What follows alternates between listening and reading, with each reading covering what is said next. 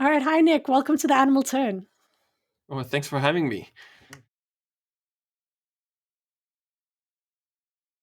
So the idea of pervasive captivity is meant to capture the fact that there are many, many more captives than we tend to think intuitively. Mm-hmm. Um, and that follows, I'll argue, from the account I gave you earlier, combining confinement, control, and dependence.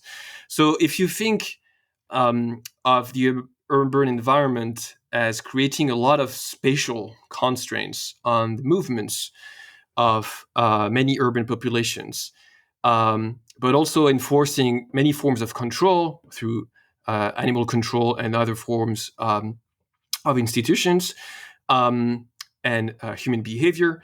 And you add to that the fact that because, in a way, the city is such an attractive environment for many of them, over time, many of these animals become dependent. Mm-hmm.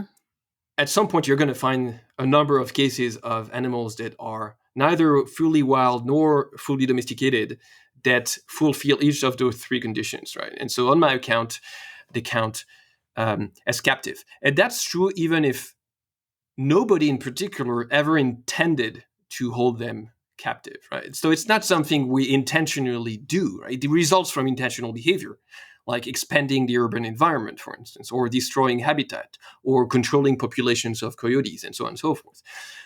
So it follows from intentional behavior, but nobody in particular even ever intending to create the conditions of Mm-hmm. captivity of pigeons and raccoons and mountain lions and coyotes and ducks and so on and so forth.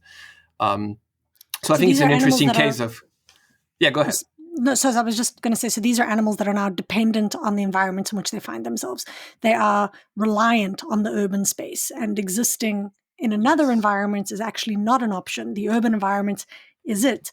Even if there's not a captor in the sense of like a human being, like you or mine, they are, as urban animals, conceivably dependent on the environment and the resources that are available in that environment, whether that environment is waste, whether that environment is skyscrapers acting as cliff faces, whatever it is, they've become dependent on that spatially.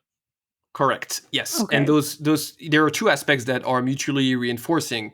Namely, the fact that their options are within the CT boundaries now, but also because of habitat fragmentation and destruction, we've deprived them of the options they might have had outside of the cities, right?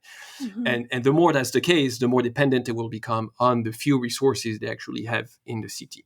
So it might be that initially, it was a good bargain for them, that they were attracted to the urban environment because it was safer, warmer, offer free sources of food, and so on and so forth. But at a point, when that's combined with habitat destruction and increased reliance on human provision, then they become captive to the extent that their options are severely restricted.